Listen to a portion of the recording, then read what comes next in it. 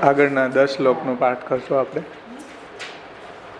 માર્ગોયમ સર્વમાર્ગાણામ ઉત્તમઃ પરિકીર્તિતઃ યસ્મિન પાર્થ ભયં નાસ્તિ મોચકઃ સર્વથા યતઃ વર્ણાશ્રમ વતાં ધર્મે મુખ્યેન ચલેન તુ ક્રિયમાણેન ધર્મસ્ય તતસ્તસ્માન્ મોચનમ બુદ્ધિમાનાદરં તસ્મિन् ચલે સાધ્યે દુઃખતઃ ત્યક્ત્વા માર્ગે ધ્રુવફલે ભક્તિમાર્ગે સમાવિશે વિરુદ્ધકર્ણં નાસ્તિ પ્રક્રિયા ન વિરુધ્યતે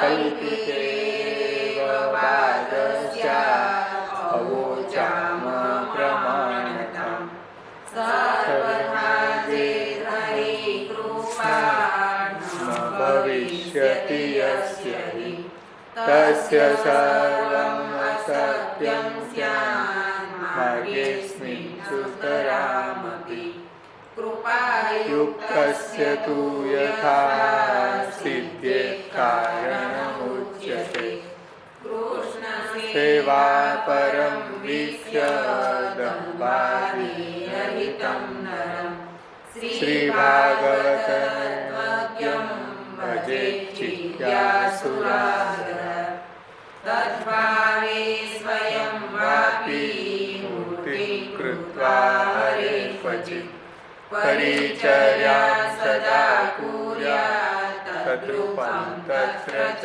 સ્થિતં સાકાર વ્યાપકત્વાચ્ચ મંત્રસ્યાપી વિધાનતઃ શ્રી કૃષ્ણં પૂજયેત ભક્ત્યા યથા લબ્ધોપચારકે યથા સુંદરતાં યાતિ વસ્ત્રૈરાભરણૈરપી અલંકુર્વીત સપ્રેમ તથા સ્થાન પુરસ્સરમ ભાર્યાદીરં ભગવત ક્રિયામ ઉદાસીને સ્વયં કુર્યાત્ પ્રતિકૂલે ગૃહં ત્યજેત તત્યાગે દૂષણં નાસ્તિ યત કૃષ્ણો પરાન્મુખઃ.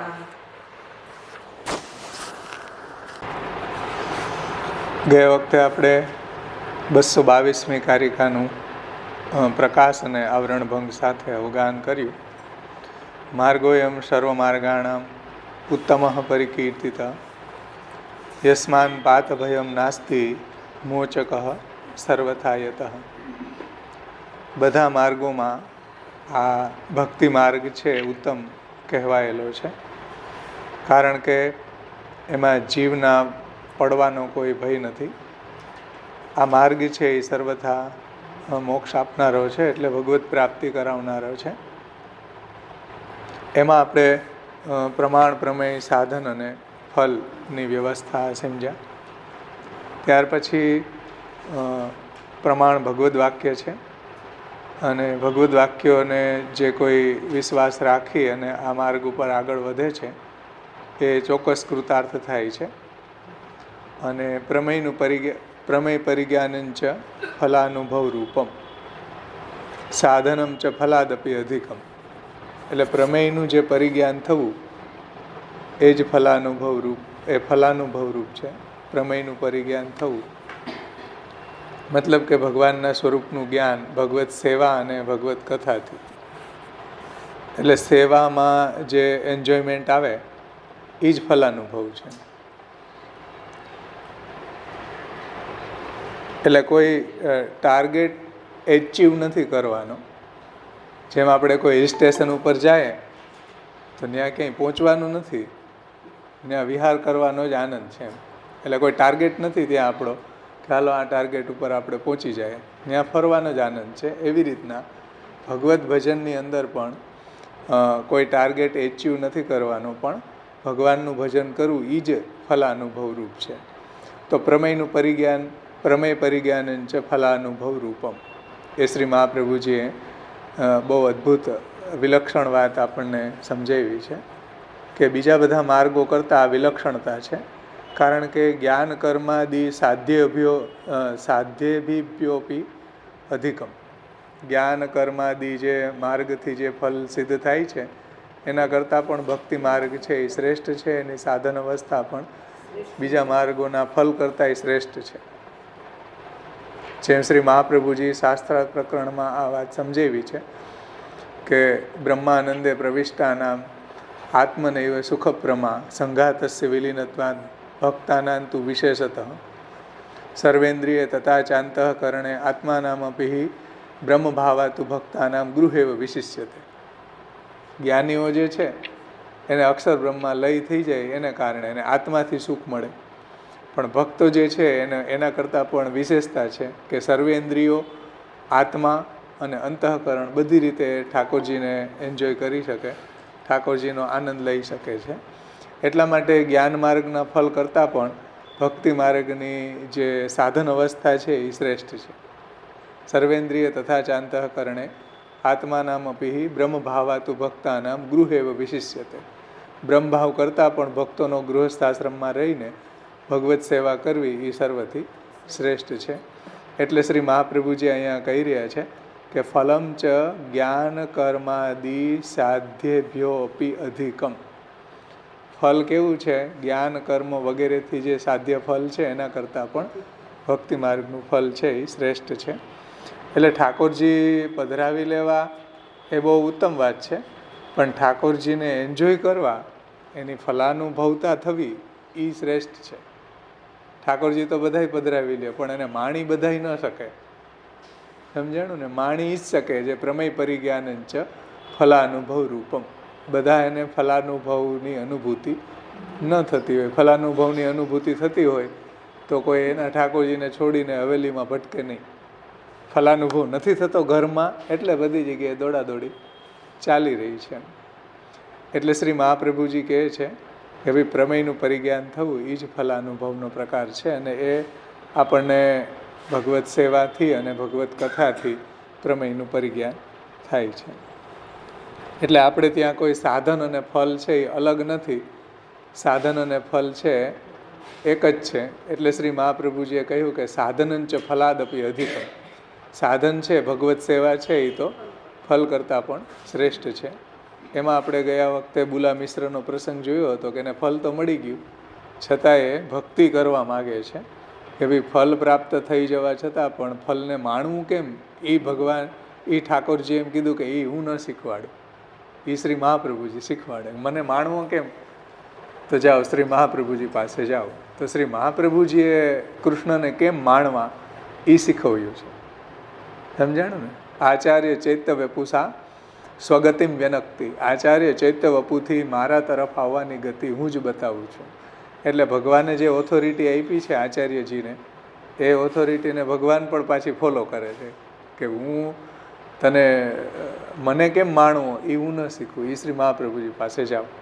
એવા વાર્તા પ્રસંગોની અંદર આવે છે કે ઠાકોરજીનો સાનુભાવ એને પહેલાં થઈ ગયો, દર્શન એને પહેલાં થઈ ગયું, પણ ઠાકોરજી એને આજ્ઞા કરી કે જાઓ શ્રી મહાપ્રભુજીને ગુસાઈજીને શરણે જાઓ, તો ભક્તિ રસની પ્રાપ્તિ થશે. જેમ રસખાન છે તો રસખાનને શરણે લેવા માટે ગુસાઈજીને ઠાકોરજીએ સામેથી આજ્ઞા કરી કે એને શરણે લ્યો. કારણ કે જ્યાં સુધી શ્રી મહાપ્રભુજી અને ગુસાઈજીના શરણ વગર ભક્તિ રસ છે એ સ્થિર ન થાય, દ્રઢ ન થાય, પુષ્ટિ પુરુષોત્તમને એ માણવા કેમ, એ મહાપ્રભુજી અને ગુસાઈજી સિવાય કોઈ શીખવી ન શકે.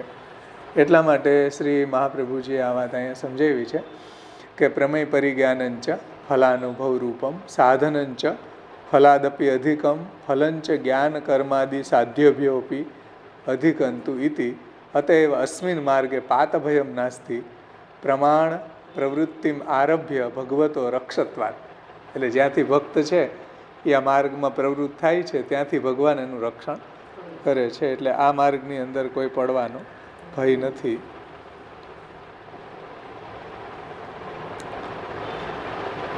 અને મોટા મોટા ઋષિમુનિઓ છે, નારદજી જેવા ભક્તો છે, એના વાક્યમાં કોઈ વિશ્વાસ રાખીને પ્રવૃત્ત થાય, જેમ ધ્રુવ વગેરે, તો એને ભગવાન જો ફલ આપતા હોય તો પછી ભગવાને જે પ્રગટ કરેલો માર્ગ છે, સાક્ષાત ભગવાનના મુખારવિંદની વાણી રૂપ જે ભગવત શાસ્ત્રો છે, એમાં કોઈ વિશ્વાસ રાખીને આગળ વધતું હોય તો એને ભગવાન મોચન કરે જ. એમાં તો કૈમુતિક ન્યાયથી કેવું જ છે. નારદજી જેવા ભગવદીઓના વાક્યનો જો કયા દ્રઢ વિશ્વાસ રાખીને આગળ વધે.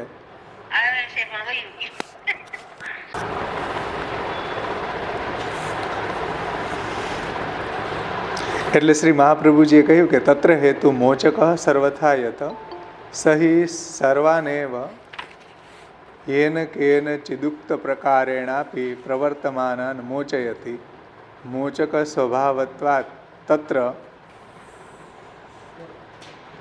સ્વવાક્યાનુગતાન કથમ ન મોચેત.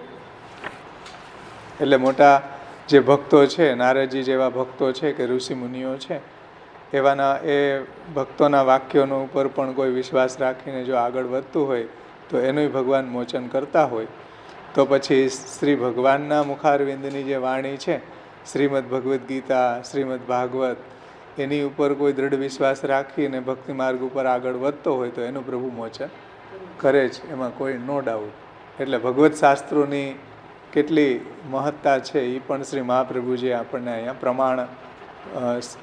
પ્રમાણથી સમજાવ્યું છે. કારણ કે પ્રમાણ છે સાક્ષાત ભગવદ વાક્ય છે. આમાં કોઈને કાંઈ ન સમજાણું હોય તો પૂછો, નહીં તો આગળનો શ્લોક આપણે લઈએ.